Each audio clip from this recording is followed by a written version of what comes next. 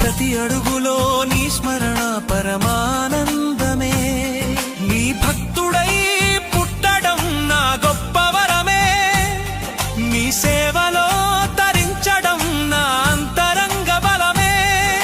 శరణం శరణం శరణం శరణం శరణం.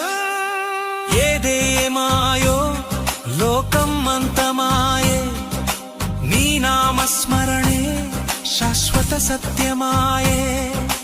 నేటి నుండి నేను స్వామి సేవకుడిని, నీ దివ్య సన్నిధిలో లీనమైన శిశువుని. కార్తీక సోమవారం నీ మాల ధారణం, భక్తితో ఉరకలేస్తూ